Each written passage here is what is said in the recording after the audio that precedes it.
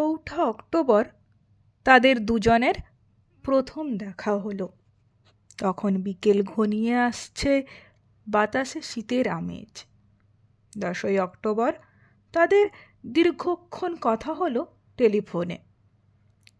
সেদিন ছেলেটি নতুন কেনা টবে গোলাপের চারা লাগালো। 30 অক্টোবর রেস্টুরেন্টের নিরালা কেবিনে ছেলেটি বলল, তোমাকে আমি ভালোবাসি। মেয়েটি লজ্জায় মাথা নিচু করে টেবিলে আঁকি মুকি কাটল। 12 ডিসেম্বর গোলাপ গাছে কুঁড়ি ধরল। মেয়েটি রেস্টুরেন্টে ছেলেটিকে জিজ্ঞেস করলো, কেন ভালোবাসো আমায়? আমি সুন্দরী তাই? তোমার চেয়েও সুন্দরী আছে কত? আমার বাবার প্রচুর অর্থ তাই? তোমার বাবার চেয়ে বড় লোক এখানে কম আছে? তাহলে ভালোবাসি ভালোবাসি, তার আবার কারণ হয় নাকি? মেয়েটি বাড়ি ফিরে বন্ধুদের টেলিফোনে অনেক আলোচনা করলো। সবাই এক বাক্যে বুঝিয়ে দিল, ভালো যখন বাসে তখন একটা কিছু কারণ তো আছে বটেই, সেটা না বুঝে বেশি এগোস না। 3রা জানুয়ারি মেয়েটি বলল, আমার কাছে কি চাও? কই, চাইনি তো কিছু। ভালোবাসো অথচ চাও না? তাহলে না চাইলে যারে পাওয়া যায়, তে আগিলে আসে হাতে। এ তো গান, শুধুই গান, তাছাড়া কি? কিছুই যদি না চাও তবে ভালোবাসো কেন? ভালোবাসি তাই ভালোবাসা দিতে চাই, চাইবো কেন? তুমি সত্যিই অদ্ভুত। 10 ফেব্রুয়ারি জনের দেখা হলো মেট্রো স্টেশনের পাতালে। ছেলেটি বলল, আমি কাল সারা রাত বাঁশি বাজিয়েছি। সারা রাত সেই সুরের মায়াবী আলোয় তুমি নাচছিলে। অসামান্য অনন্য সে নাচ। ধ্যাৎ, কাল সারা রাত আমি ঘুমিয়েছি। আমি কিন্তু তোমার নাচই দেখে গেছি সারা রাত।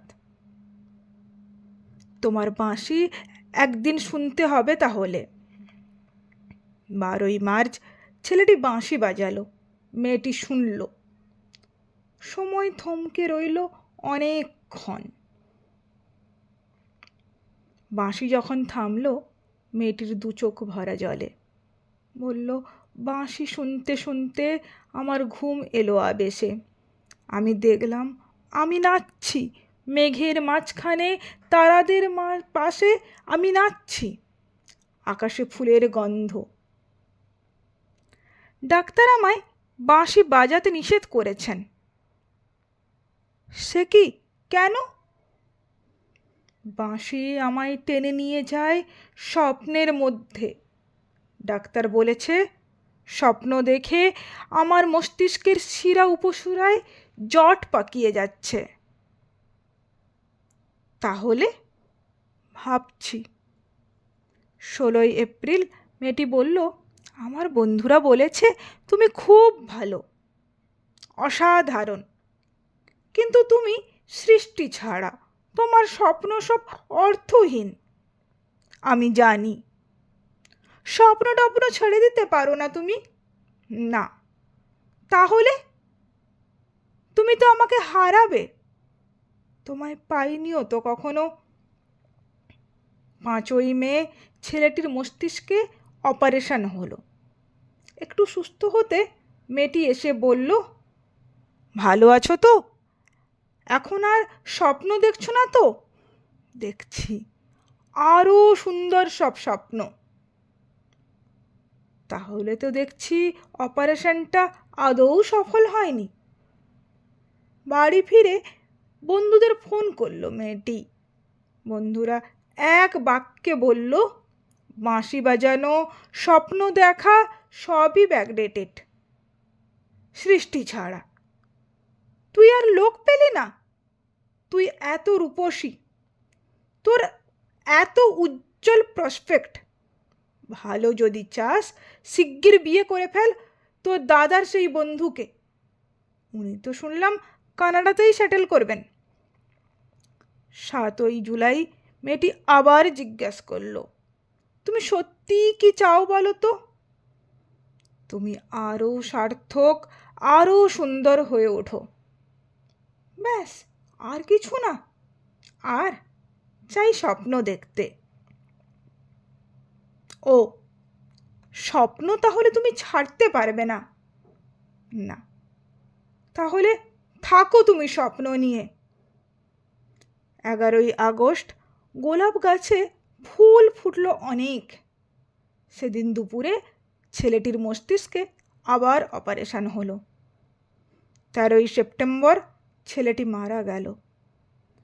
14ই সেপ্টেম্বর মেয়েটির শুভ বিবাহ সম্পন্ন হলো কানাডাগামী সেই পাত্রের সঙ্গে। 20শে সেপ্টেম্বর গোলাপ গাছটি হঠাৎ ঝড়ে উপড়ে গেল। সেদিন সন্ধ্যার বিমানে মেয়েটি হানিমুনে গেল। যাবার আগে বন্ধুদের বলে গেল, স্বপ্নের চেয়ে বাস্তব অনেক ভালো, অনেক মধুর। স্বপ্ন দেখে কেবল বোকারা। 4 অক্টোবর ছেলেটির মা ঝরে পড়া গোলাপ গাছটিকে সযত্নে তুলে ফেলে দিলেন। শূন্য টবে তখন কয়েকটা পোকা, কয়েকটা মাছি।